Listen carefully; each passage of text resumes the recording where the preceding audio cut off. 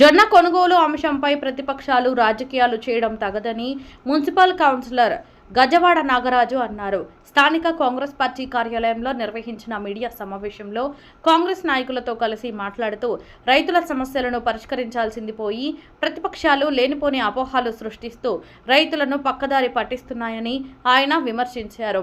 రైతుల ప్రయోజనాలను దృష్టిలో ఉంచుకుని బాధ్యతాయుతంగా వ్యవహరించాలని, వారిని బజారున పడేసే విధానాలను మానుకోవాలని ప్రతిపక్షాలకు సూచించారు. రైతుల సంక్షేమమే ప్రభుత్వ లక్ష్యమని, జొన్న కొనుగోలు ప్రక్రియను పారదర్శకంగా నిర్వహించేందుకు చర్యలు కొనసాగుతున్నాయని ఈ సందర్భంగా ఆయన పేర్కొన్నారు. మన స్కూల్ కూడా రామపేట పట్టణానికి మంజూరు చేయడం జరిగింది. మండలంలో కూడా అన్ని రోడ్స్ కానీ డ్రైన్స్ కానీ ప్రతి సర్పంచ్ ప్రతి కాంగ్రెస్ కుటుంబ సభ్యులు అందరూ కూడా అప్రూవల్ మా ఎమ్మెల్యే గారికి కూడా పంపడం జరిగింది.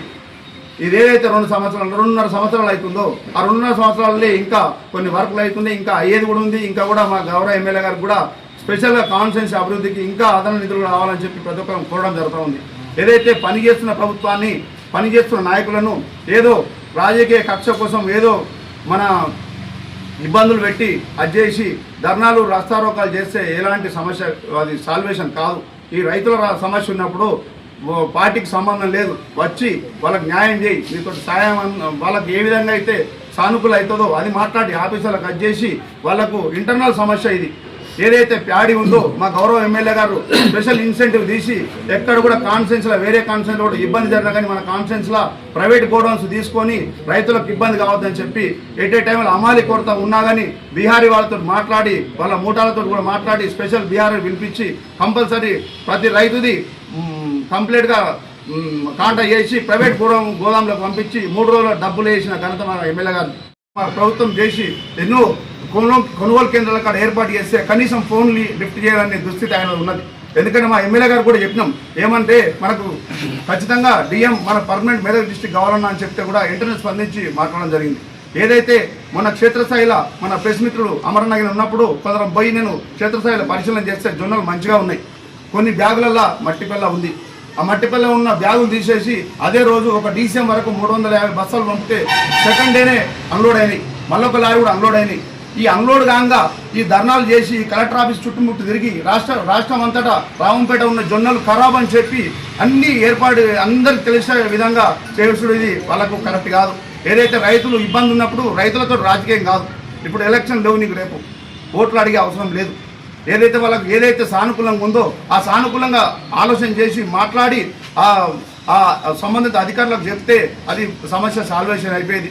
ఈరోజు కూడా ఈ ఇష్యూ అయినాక రైతు సోదరులు దయచేసి వాళ్ళు ధర్నా చేసినా కానీ మేము పోయి మా గౌరవ మా మాజీ శాసనసభ్యుడు హనుమంతన్న గారి ఫోన్లో మాట్లాడి డిఎం గారికి కూడా ఫోన్ కాన్ఫరెన్స్ కలిపి ఒకవేళ జొన్నలు గిన DCM కాకపోతే మా కాంగ్రెస్ కౌన్సిల్ కానీ మా మండల నాయకులు కానీ అందరం అదే DCM ఎక్కి ఆ మార్క్ఫెడ్ కమిషనరేట్ ముంగట పోసి కూడా ధర్నా చేయడానికి రెడీ ఉన్నా అని చెప్పి కూడా మా రైతులకు చెప్పడం జరిగింది.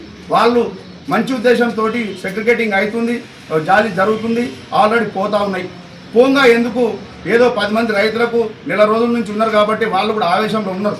వాస్తవంగా వాళ్ళు కూడా చెప్తే అర్థం చేసుకుని ఉన్నారు. ఏదైతే రాత్రి కూడా మాట్లాడుతూ ఉంటే ఏదంటే వాళ్ళు ప్రజలు చూస్తూ ఉన్నారు ఎవరు పనిచేస్తారు ఎవరు పనిచేస్తారు వాళ్ళే మనకు రేపు రిజల్ట్ చెప్తూ ఉంటారు. కావాలని ఈ రైతులు జొన్న రైతులకు మాత్రం అన్యాయం చేసేది ప్రతిపక్ష పార్టీలే. ఎందుకంటే వాళ్ళను ఇట్లా ఖరాబు ఉన్నాయని చెప్పి మా నాణ్యత లేదని చెప్పి మనంతలో మనమే రోడ్డుకెక్కి చెప్పి క్లుప్తంగా రాష్ట్రం మొత్తం తెలిసి ఆ కేంద్ర ప్రభుత్వం తెలిసేదాకా కూడా వీళ్ళు అధ్యక్షులు అది వాళ్ళ విజ్ఞతగా వదిలేస్తూ ఉన్నాం. ఎందుకంటే ఇలా సమస్య ఉన్నప్పుడు క్షేత్రస్థాయిలో పోయి క్షేత్రస్థాయిని వాళ్ళకి సాల్వేషన్ చేయాలి. ఖచ్చితంగా మేము మా ఎమ్మెల్యే గారికి చెప్తాం. ఇక్కడ ఉన్న యంత్రాంగం ఏదైతే ఆఫీసర్స్ ఏదైతే సంబంధించిన ఆఫీసర్స్ వాళ్ళు విధులకు బాధ్యత ఉండాలి. ఒక మన కోఆపరేట్లా నువ్వు ఒక సాలరీ తీసుకుంటూ రైతుల పక్షాన ఉండి రైతులకు ఇబ్బంది కాకుండా అటెండర్ చేసే పని పోయి ధర్నాలు కూర్చున్నావంటే నీ అది ఎంతవరకు రాజకీయం మనకు అర్థమవుతా ఉన్నది. ఎందుకంటే అధికారులు అపోజిషన్ పార్టీ ఒక్కటై ఇలా రైతులను నాశనం చేసే కుట్ర పనుతున్నారు. దయచేసి ఇక్కడికైనా రైతులకు ఇబ్బంది పడ్డది, ఇంకా ఇబ్బంది కాకుండా మీరు వాళ్లకు గౌరవించి ప్రతి బ్యాగు శాంపిల్ సేకరించి ఫస్ట్ అందులో సుమారుగా 1500 బ్యాగుల వరకు మంచి జొన్నలు ఉన్నాయి, అవి పంపించి ఒక 300 నుంచి 400 బ్యాగుల వరకు మట్టి పిల్ల ఉందో ఏదైతే ఉందో వాళ్ళకి జాలి పెట్టుకుంటే అందరు రైతులకు ఇబ్బంది లేదు. నిన్నడు కూడా 21 మంది రైతులది ఒక వెహికల్ పోయింది. అట్లా రోజు ఒక 20-30 మంది రైతులది అలాగ్ చేసుకుంటూ పంపిస్తే అది రైతులకు న్యాయం చేసినట్టు ఉంటుంది. మా ఎమ్మెల్యే గారు మాట్లాడి ఏదైతే ఆన్లైన్ ప్రక్రియ ఉందో ఓపీఎంఎస్ ఆన్లైన్ ప్రక్రియ కూడా నిరంతరంగా ఇంకొక 7 రోజులు కూడా ఉండాలని చెప్పడం జరిగింది.